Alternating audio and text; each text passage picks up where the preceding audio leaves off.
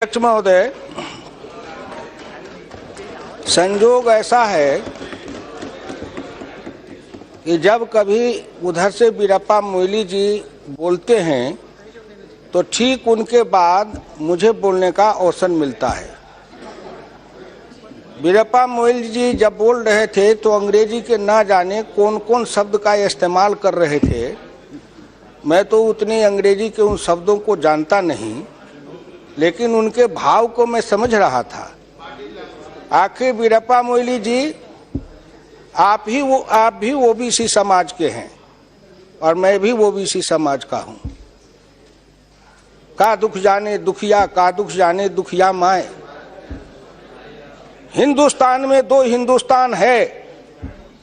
एक हिंदुस्तान है गांव का हिंदुस्तान भारत, और दूसरा हिंदुस्तान है जिसको कहते हैं इंडिया। वीरप्पा मोइली जी, आप इंडिया से बोल रहे थे और मैं भारत से बोलता हूं। आप जब बोल रहे थे तो आपकी भाषा और आपकी भावना को हिंदुस्तान के मुट्ठी भर लोगों ने समझा होगा, और मैं जब बोलता हूं तो मेरा उत्तर प्रदेश बिहार तक के ग्रामीण क्षेत्र में काम करने वाली माँ बहन मजदूर किसान सब समझ रहे होंगे। और इस लोकसभा के चैनल से जब बातें प्रसारित होती है तो उन सब तक जाती है। अध्यक्ष महोदय, मैं बोलने से पहले एक बार प्रार्थना करूंगा, या देवी सर्वभूतेषु मातृरूपेण संस्थिता नमस्तस्यै नमस्तस्यै नमस्तस्यै नमो नमः। आपने हिंदुस्तान के उस गर्भिणी माँ के बारे में कभी सोचा? नहीं। मैं उदाहरण देता हूं। मैं जिस समय अपने माँ के पेट में था, उस समय मेरी माँ को अगर दूध, दही, मक्खन, घी, मछली, मांस, अंडा, फ्रूट, क्या कहते हैं, ड्राई फ्रूट, फल, सब्जी भरपेट खाने को मिला होता तो शायद आज भी मेरा रंग रूप कुछ दूसरा हो गया होता।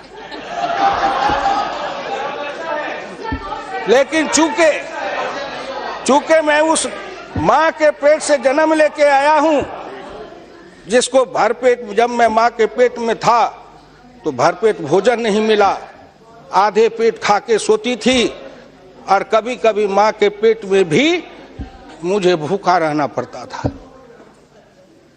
आपने सोचा, आपके दिल में कभी दर्द हुआ? नहीं। हम तो जेलों में, आपके राज में जेल में जाते थे तो गाते थे, धनवानों के राजमहल हम गरीब को फांसी घर, हम चलो बसाएं नया नगर। मैं धन्यवाद देना चाहता हूं श्रीमान प्रधानमंत्री नरेंद्र मोदी जी को कि उन्होंने उस मां के दर्द को समझा और उस गर्भिणी माताओं के लिए 6,000 रुपया भोजन के लिए दिया। सुनो मेरी बात को, हिंदी भाषी इलाके के लोगों, अगर पिछड़े हो, दलित हो, गरीब हो, मजदूर हो, किसान हो, गांव की झोपड़ियों में रहने वाले हो, सुनो, अपनी अपनी माताओं तक इस संदेश को पहुंचाओ। 6,000 रुपया प्रत्येक गर्भिणी माताओं को भोजन के लिए मिला। डॉक्टर लोहिया इसी लोकसभा में खड़े होकर कहा था, अरे जिस समय मैं 1960 में ग्राम पंचायत का प्रधान बना, उस समय कितने लोगों का जन्म नहीं हुआ था।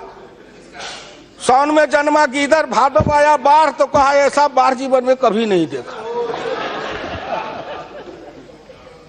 इसलिए मैं आप लोगों से प्रार्थना करूंगा, और खास करके रंजीत रंजन, मैं उस कोसी के इलाके में घूमा हूं, और जितना मेरे शरीर से पसीना गया होगा उतना आज के नौजवान दूध नहीं पीते होंगे।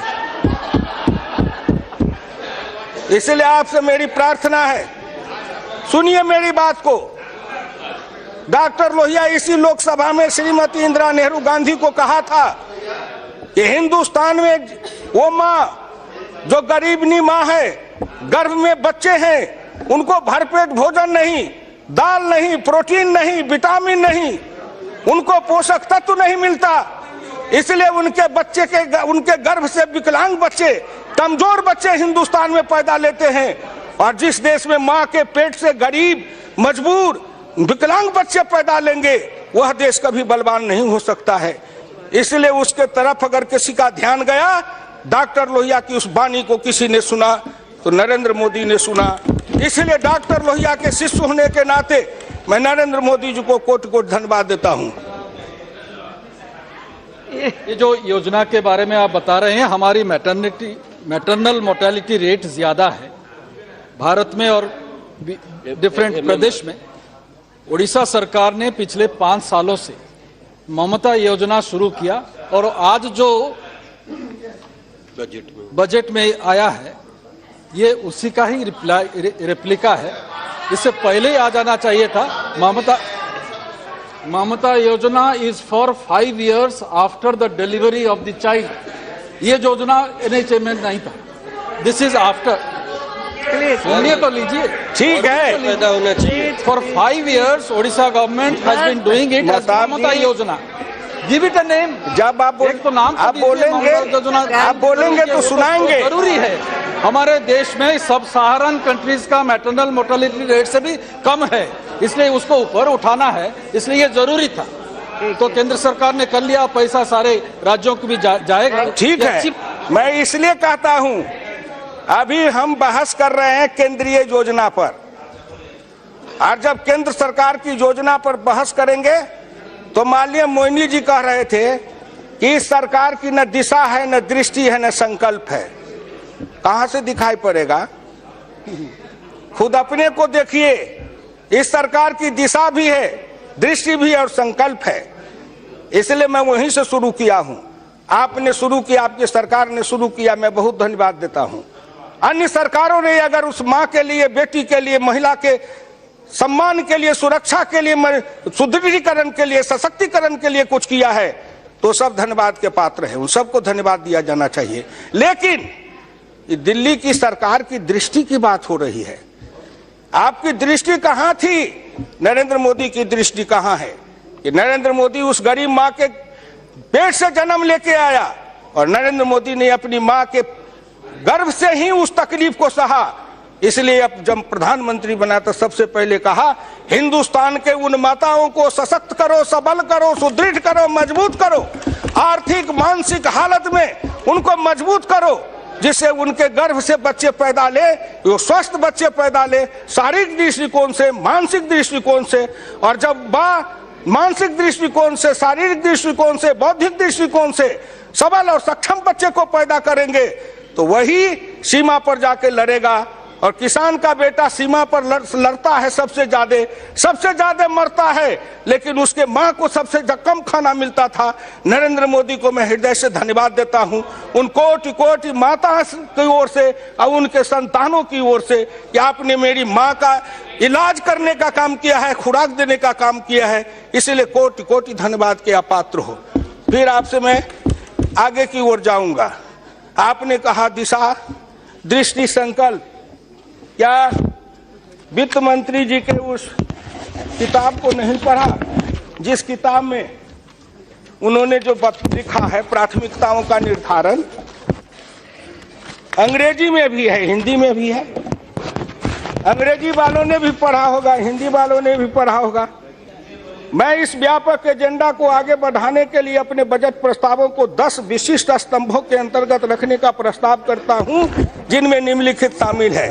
नंबर 1 किसान, नंबर 2 ग्रामीण आबादी, नंबर 3 युवा, नंबर 4 गरीब और विशेष सुविधाओं से वंचित वर्ग, नंबर 5 अवसंरचना, नंबर 6 वित्तीय क्षेत्र, नंबर 7 डिजिटल व्यवस्था, नंबर 8 सार्वजनिक सेवा, नंबर 9 विवेकपूर्ण राजकोषीय प्रबंधन, नंबर 10 कर प्रशासन। 1 नंबर पर कृषि, दूसरे नंबर पर ग्रामीण विकास, तीसरे नंबर पर युवा, बाकी हिंदुस्तान तो इसी में समा जाता है। गांव, गरीब, मजदूर, किसान, मिलके बनाए हिंदुस्तान। आपके बजट की प्राथमिकता क्या थी? गांधी जी ने दर्शन दिया था। गांधी दर्शन है नंबर 1 कृषि, नंबर 2 कुटीर उद्योग, छोटे उद्योग, नंबर 3 है बड़े उद्योग। सरदार पटेल के मरने के बाद आपने उस प्राथमिकता को बदल दिया। फिर मैं नरेंद्र मोदी जी को धन्यवाद देना चाहता हूं कि सरदार पटेल के उस दृष्टि को और गांधी की उस दृष्टि को फिर वित्त मंत्री जी ने लाके शुरू किया है कि नंबर 1 पर कृषि, नंबर 2 पर ग्रामीण विकास, और गांव किसान सबसे ज्यादा पिछड़ा रहा, उसका कल्याण करने के लिए योजना में जोड़ दिया गया है। इसलिए इस भारत सरकार को धन्यवाद। वहां देखिए आप लोगों की दृष्टि कहीं पर निगाहें, कहीं पर निशाना, बात किसी की कर रहे हैं और गीत किसी का गा रहे हैं। अरे गीत गाइएगा, जिसकी गीत है उसके लिए गाइएगा तो सुनने में मजा आएगा ना। आप तो सुना रहे थे, इसलिए आपसे मेरी विनम्र प्रार्थना है कि इस पर आप सुनिए।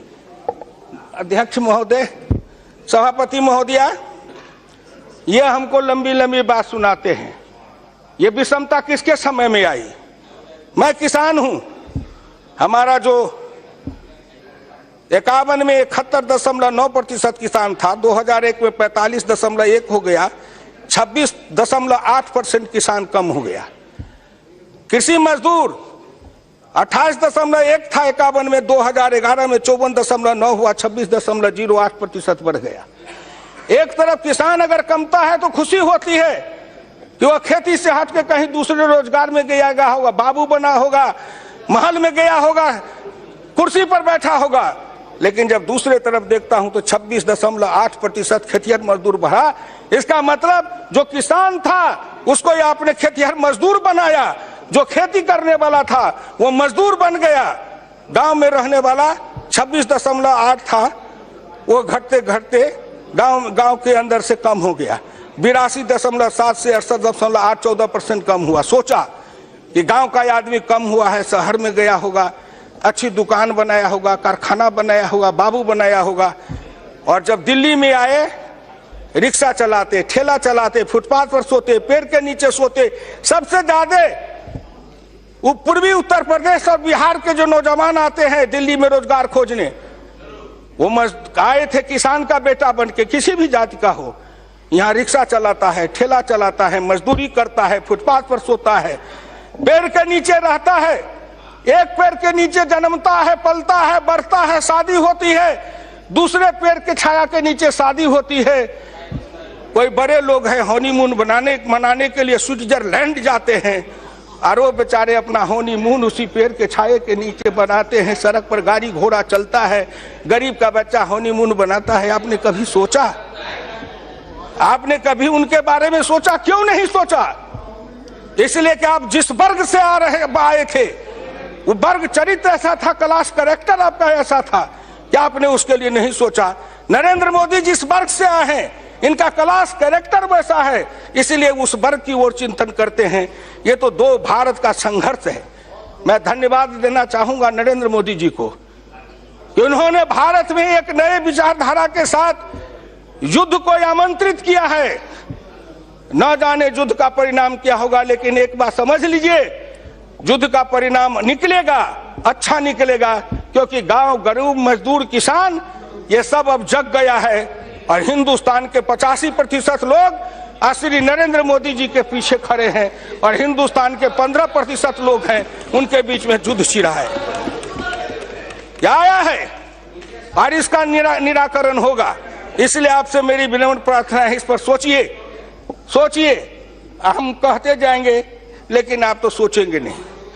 आपने कहा उस दिन मल्लिकार्जुन जी बोल रहे थे तो लघु किसान सीमान की बात कर रहे थे। लघु किसान सीमांत किसान 2090-91 में सीमांत किसानों का प्रतिशत था 59.4%, जो घट करके वो किसान 90-91 में, और सीमांत किसान का था 18.8। सीमांत किसान 2010-11 में हो गए 59% से बढ़ के 64-65%, और लघु किसान हो गया 18% से बढ़कर 18.52%। ये सीमांत लघु किसान जितने सीमांत किसान थे वो छोटे लघु सीमांत किसान बन गए। तो 2 हेक्टेयर 5 हेक्टेयर जमीन वाले 1 हेक्टेयर आधा हेक्टेयर जमीन के किसान बन गए। इसको किसने इस स्थिति में रहने के लिए मजबूर किया था? इसलिए कम से कम आपसे प्रार्थना करता हूं कि आप इसको सोचिए, ठंडे दिल से सोचिए। हाँ साहब, मल्लिकार्जुन साहब, या आप तो जिस पार्टी से आए हैं, हाँ कहिए।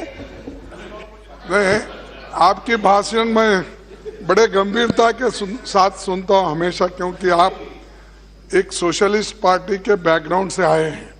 पैदाइश से तो कांग्रेस से हुई, लेकिन लोहिया जी पहले कांग्रेस में थे, उसके बाद में सोशलिस्ट बने। वो उनके साथ वो जुड़े हुए थे।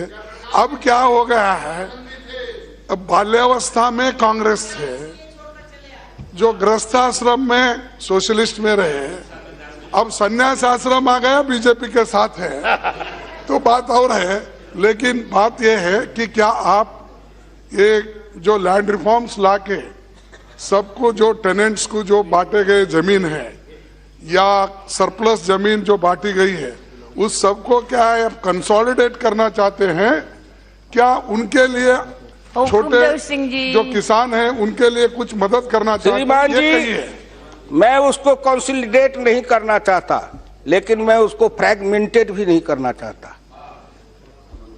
हम अगर एक तरफ वैज्ञानिक मशीनीकृत आधुनिक खेती की बात करेंगे, पहले हल बैल से खेती होती थी, अब ट्रैक्टर से खेती होती है।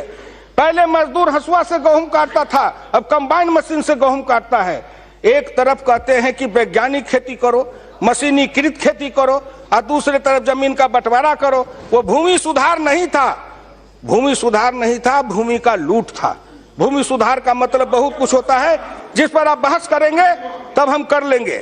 आप इस एक बात सुनिए, अभी आपने कहा, भले आपने लोहिया जी का कहा, अभी जो माननीय प्रधानमंत्री जी ने ये बेनामी संपत्ति को छीनने के लिए जो कानून बनाया है और जेटली जी ने उसमें कड़े दंडों का प्रावधान किया है, तो आपने सोचा कि कहां से सन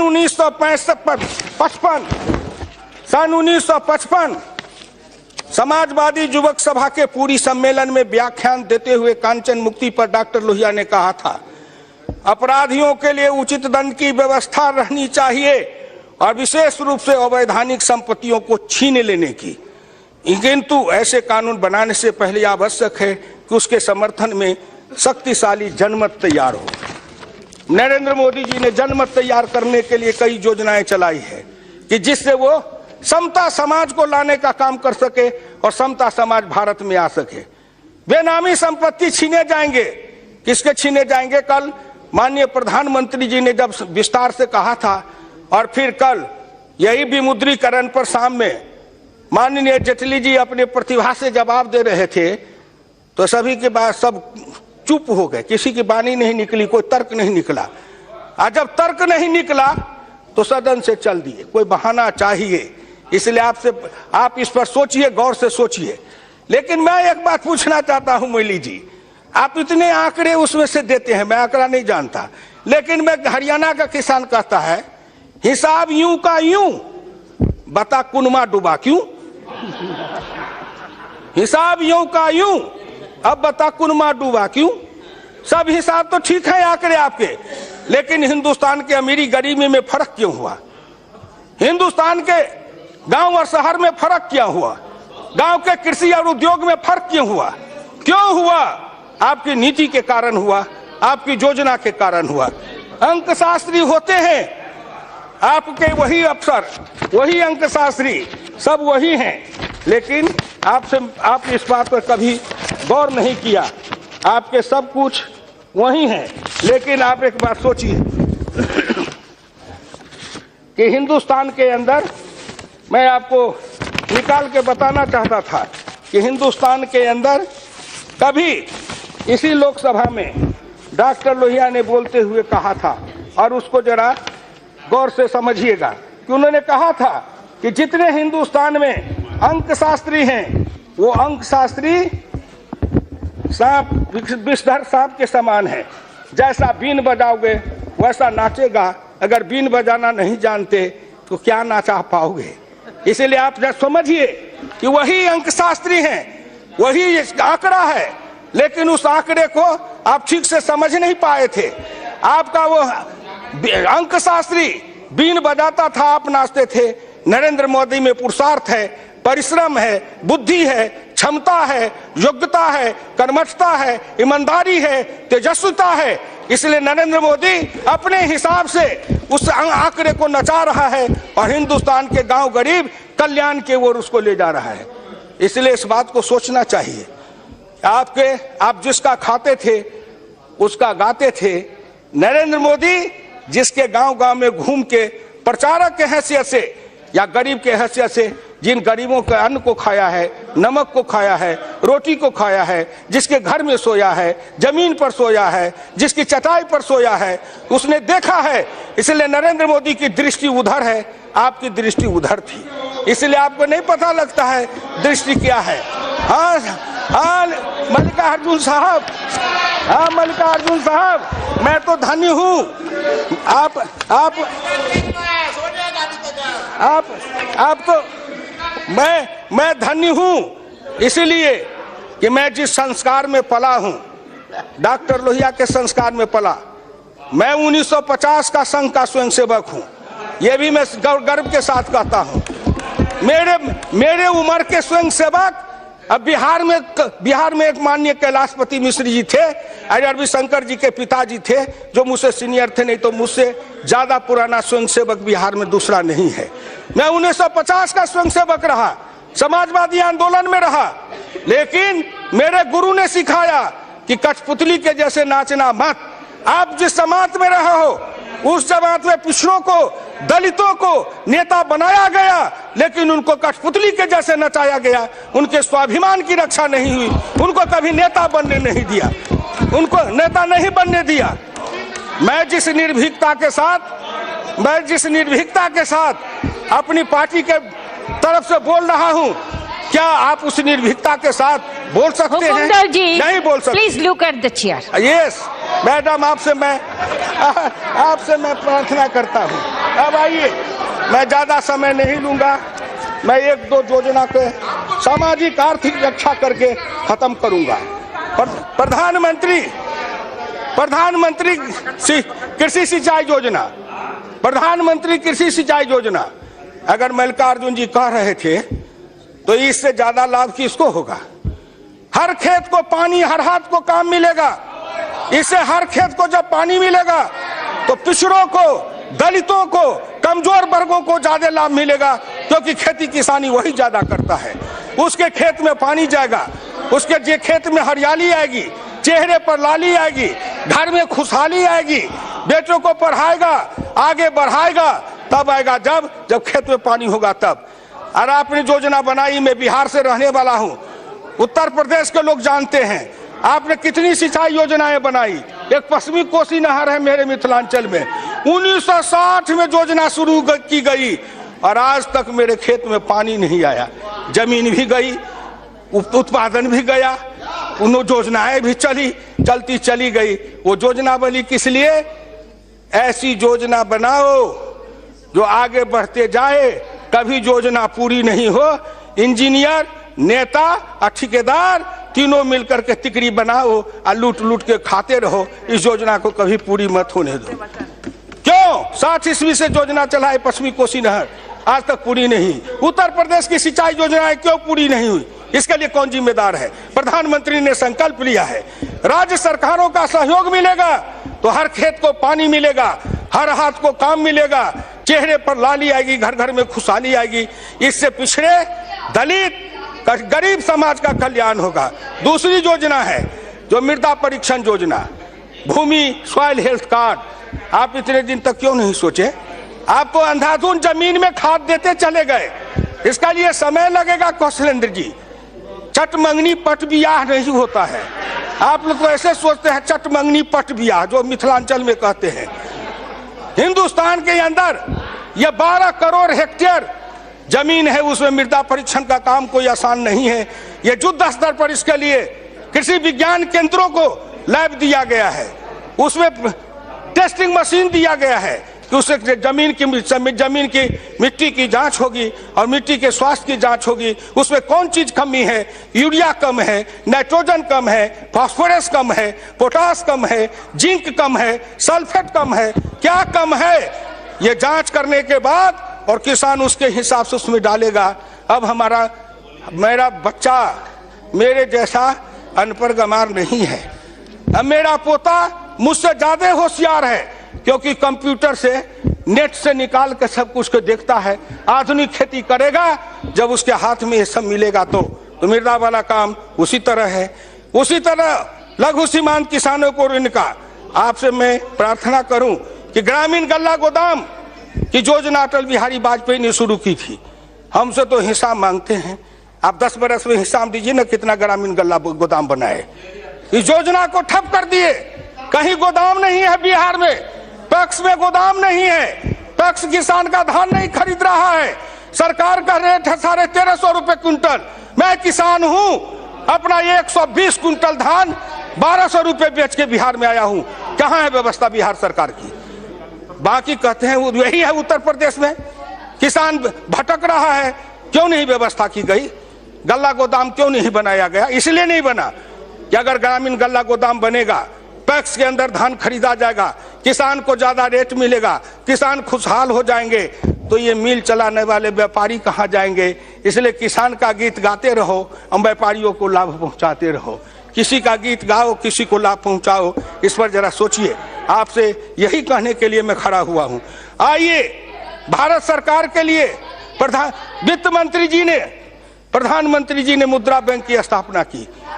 किसको लाभ मिल रहा है? जितने मिले उसको, जितना मिले उसको कौन दे रहा है? इसलिए आपसे सुनिए गौर करके, ये मुद्रा बैंक से बिना गारंटी के सेल्फ गारंटी पर 10 लाख तक का कर्जा दिया जाता है। आपने कभी इस पर सोचा था क्या कि खुद की जमानत बन के और 10 लाख तक रुपया मिले? ये गरीब लेगा, ये गरीब को मिलेगा, किसान के बेटे को मिलेगा, मजदूर के बेटे को मिलेगा, पिछड़ों के बेटे को मिलेगा, दलित के बेटे को मिलेगा, समाज के उपेक्षित, उपहासित, कमजोर वर्ग को मिलेगा, उसके घर में खुशहाली आएगी। एक कौशल विकास योजना क्या है? चमड़े का काम, लोहे का काम, गिट्टी का काम, मिट्टी का काम, ये काम कौन करता है? ये सभी काम करने वाले हैं पिछड़े और दलित समाज के लोग। उनके कौशल विकास है, उनके हाथ में कौशल है, लेकिन कोई प्रामाणिकता नहीं थी। नरेंद्र मोदी ने सोचा कि ITI में कहां पढ़ने जाएगा, IIT में कहां पढ़ने जाएगा, इसीलिए गांव-गांव में कौशल विकास योजना के लिए प्रशिक्षण केंद्र बनाया। 3000 रुपया उनको प्रशिक्षण के समय में मिलेगा और गांव में बैठ करके अपने कौशल की लोगे, उनको एक सर्टिफिकेट मिलेगा, राज का मिलेगा, मिस्त्री का मिलेगा, हलवाहा का मिलेगा, कोदारी चलाने का मिलेगा। सब काम ग्रामीण क्षेत्र में करने वाले उन गरीबों को कौशल विकास का प्रमाण पत्र मिलेगा, वो भी एक सर्टिफिकेट जेब में लेके जाएगा। क्योंकि हमको कहा जाता था अनस्किल्ड लेबर हो, किसान अनस्किल्ड लेबर है और बाकी लोग स्किल्ड लेबर हैं। मैं एक बार अपने खेत में हल चला रहा था, मेरे गांव के बगल में डिफेंस का हवाई पट्टी है, जहाज उड़ रहा था, तो मैं रुक गया। मैंने सोचा ये ऊपर से कुछ बोल रहा है हवाई जहाज उड़ाने वाला, तो मैं अपने अंदर से कहा क्या बोल रहा है? तुम यही कह रहा है कि मैं टेक्निकल हूँ, हवाई जहाज उड़ा रहा हूँ। तू जा हवाई जहाज उतार के आ, अब मेरा हल का मूठ पकड़ के जोत के बता। हवाई जहाज उड़ाने में मैं नॉन टेक्निकल हूँ, हल चलाने में तुम नॉन टेक्निकल हो, दोनों का सौदा बराबर है। तेरी विद्या हम न जाने, मेरी विद्या तुम न जाने। आज किसान की बात करने वाले बड़े बड़े नेता हैं। वीरेंद्र जी उस दिन कह रहे थे कि उनके आगे में गाय या भैंस रख दीजिए तो भी नहीं पता लगेगा दूध आगे से निकलता है कि दूध पीछे से निकलता है। काली भैंस काली गाय में फर्क न करे। अच्छा जावे जो किसानी की बात करते हैं, हम वो नेता नहीं है जो नाटक करते हैं। सिनेमा में एक हीरो आता है, हल चलाता है, कंधे पर जुआ रखता है, एक तरफ बैल को जोतता है और फटे कपड़े फाड़ के, जिस अच्छे कपड़े को फाड़ के लैला मजनू का खेल करता है। उसी तरह राजनीति में लैला मजनू का खेल है। फटा कपड़ा लेकर मंच पर लोग दिखाते मेरा फटा है। अरे फटा है, लेकिन वो क्या दिखा रहे हो? बोलो ना, बचपन में क्या फटा था? हम तो बचपन में फटे कपड़े पहने थे। हम जिस समय थे उस समय यह जीन्स फिन्स ये पैंट पतलून नहीं था। हम तो जो अंडर पैंट पहनते हो आप, वो डोरी वाला पैंट पहनते थे, अब बोरे की टाट पर बैठते थे, गांव में बैठ के बासी भात खाते थे। जन्म लेते हो राजा घर में, पलते हो रानी के महल्ले में, जाते हो कहीं विदेश में, पढ़ के आते हो कहीं से कहीं, और किसी के बारे में आप नाटक करते हो। इसलिए आपसे आप इस बात को समझिए। सभापति महोदय, मैं इस देश के उन लोगों को समझाना चाहता हूं कि जो आदमी अपने नाटक के द्वारा अपने भ्रम फैलाते हैं या हिंदुस्तान के गांव गरीब किसान पिछड़ों को ठगना चाहते हैं। अब गांव गरीब किसान मजदूर का बेटा भी चालाक है, तेज है, पढ़ा लिखा है, लैपटॉप रखता है, कंप्यूटर रखता है, मोबाइल रखता है, वो भी नेट पर सब कुछ को देखता है और एक एक नेता की जन्म से लेकर मरण तक की कहानी निकाल के पढ़ लेता है गूगल के मार्फत से। इसलिए हम किसी को धोखा नहीं दे सकते। आखिर में मैं कहना चाहूंगा, एक एक योजना को लीजिए जो प्रधानमंत्री जी ने गिनाया, वित्त मंत्री जी ने गिनाया, उन सभी योजनाओं को लीजिए। गांव में सड़क बनाने के लिए प्रधानमंत्री ग्रामीण सड़क योजना अटल बिहारी वाजपेयी ने चलाया था। उस समय मैं उनके साथ मंत्री था। क्यों चलाया? गांव में सड़कें नहीं। मैं उसी इलाके में जन्म लिया हूं सभापति महोदय कि बाढ़ के समय जब चलता था, उसी इलाके से संतोष जी हैं, जब उस कोसी के इलाके में, कमला के इलाके में बरसात के समय चलता था, अगर चलना होता था तो 3 किलोमीटर साइकिल चढ़े मुझ पर, 6 किलोमीटर हम चढ़े साइकिल पर, कभी साइकिल मुझ पर, कभी मैं साइकिल पर। क्यों? इसलिए कि सड़कें नहीं थी, कीचड़ कादो, और हमारी बेटी शादी करके आती थी, भग घुटना कीचड़ में जा करके तब अपने ससुराल जाती थी। ऐसे भारत के दर्द को समझा श्रीमान अटल बिहारी वाजपेयी ने, समझा। उन्होंने प्रधानमंत्री ग्रामीण सड़क की योजना शुरू की। रुको, गांव की गरीबनी बेटी रुको, पिछड़े दलित की बेटी रुको, अब तुम भी पैदल नहीं जाओगी, तुम भी ससुराल से आओगी, जीप गाड़ी पर बैठ के अपने ससुराल तक जाओगी, तुम अब गरीबनी नहीं हो, तेरे भी भाग्य भविष्य बदलेंगे। 10 बरस आपने राज चलाया, प्रधानमंत्री सड़क योजना को ठप कर दिया। पैसा नहीं है, राज्य सरकारें पैसा मांग रही हैं, बहाना बनाते हैं। ऐसा किया कि 3 बरस की योजना को 1 साल में चालू किया कि थोड़ा थोड़ा ईंट धर दो, कहीं का ईंटा कहीं का रोड़ा, भानुमती ने कुनबा जोड़ा, शिलान्यास कर दो, ईंटें डाल दो, सड़क बनेगी नहीं, गांव को कहेंगे, लोग को एक वोट इसी पर लड़ेंगे। लेकिन गांव के लोग इतने मूर्ख थोड़े हैं।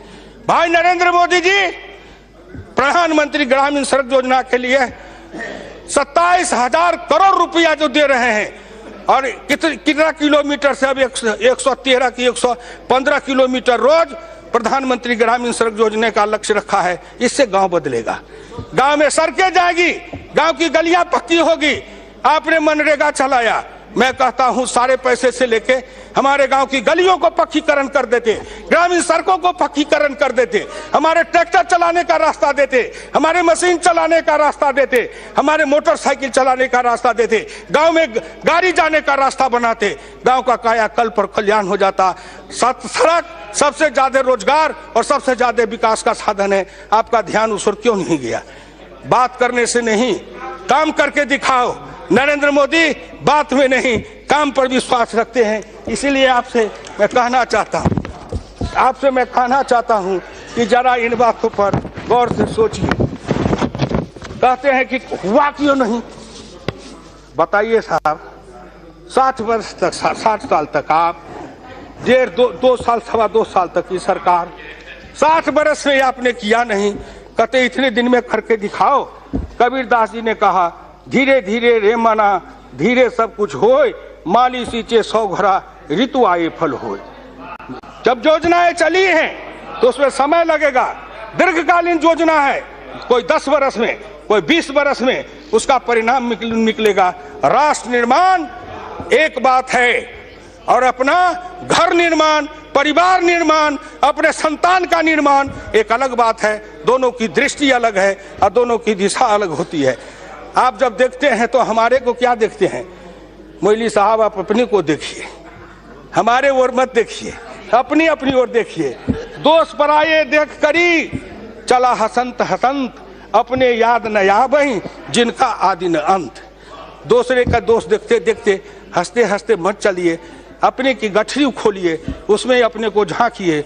आखिर आपने क्या किया जो आप 400 से ऊपर सीट वाले या 44 पर आ गए?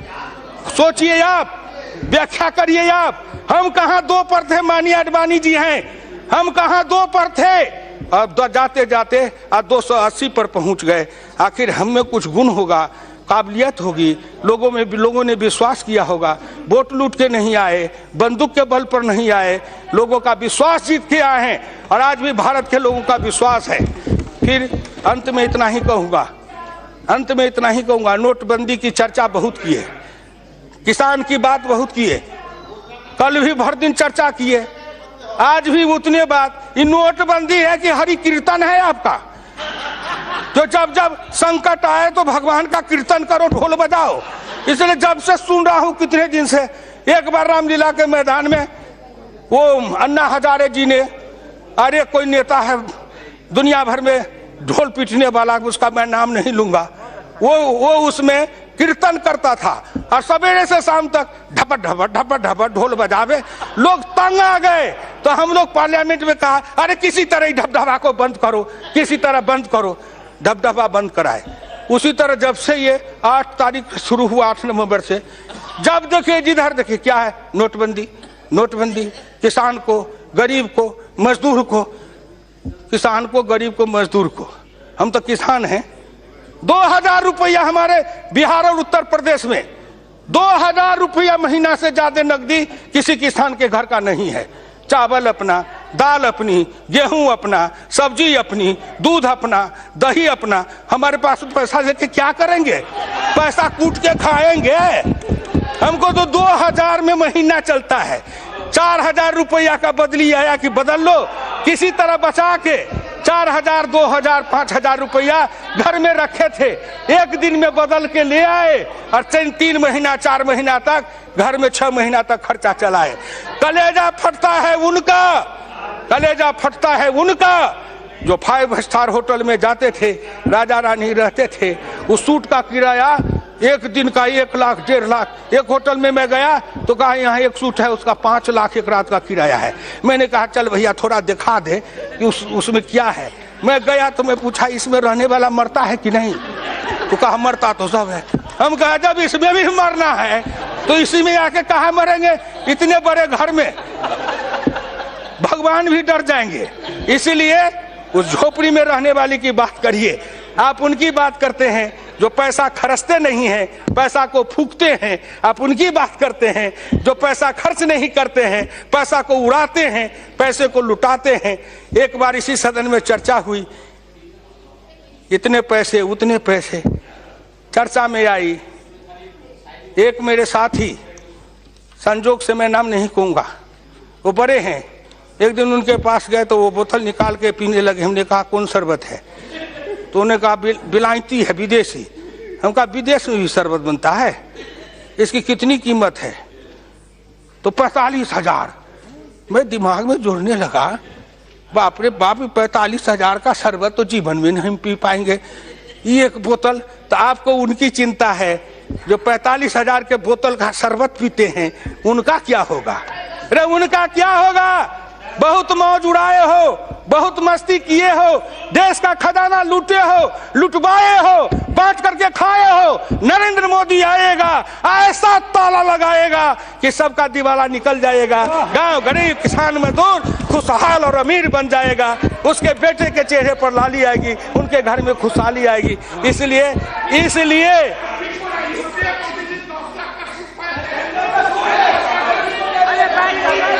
ठीक बात है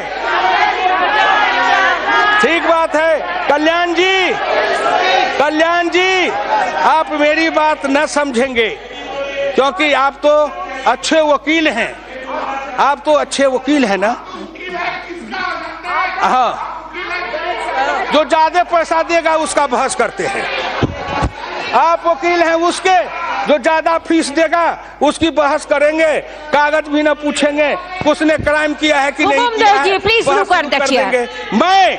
मैं अपनी बात समाप्त करते हुए कहता हूं, एक बात हिंदुस्तान के गांव, गरीब, किसान, मजदूर, पिछड़े, दलित, अल्प जितने लोग हैं सबके लिए किया। अंत में मोदी जी ने कहा सबका साथ सबका विकास, सबका साथ और सबका विकास। उस सब में कौन नहीं है? हिंदू है, मुसलमान है, सिख है, ईसाई है, गरीब है, अमीर है, पिछड़ा है, दलित है। सबका साथ सबका विकास। खेत में पानी, सबके खेत में पानी। हर हाथ को काम, सबके हाथ के काम। हर के चेहरे पर लाली, सबके चेहरे पर लाली। हर गरीबी गर्भवती माता को 6,000 रुपया, सबके घर में 6,000 रुपया। कोई भेद नहीं है किसी जात के लिए, न अल्पसंख्यक है न बहुसंख्यक है। हिंदुस्तान एक समान है, इसलिए समदृष्टि रखिए, सबके लिए बराबर का काम करिए। सब भारत उठेगा, भारत शक्तिशाली बनेगा और भारत मजबूत, और भारत जितना शक्तिशाली बनेगा देश शक्तिशाली और मजबूत बनेगा। हमारा हिस्सा ज्यादा आएगा। जब सबका बेटा नौकरी पाएगा तो सबसे ज्यादा पिछड़े वर्ग के भी हम नौकरी पाएंगे, क्योंकि हमारी संख्या ज्यादा है। दलित ज्यादा नौकरी पाएगा क्योंकि उसकी संख्या ज्यादा है। जब सबका विकास होगा उसमें मेरी हिस्सेदारी ज्यादा होगी। जब सबका कल्याण होगा मेरी हिस्सेदारी ज्यादा होगी। इसलिए उस दृष्टिकोण से हम सोचते हैं।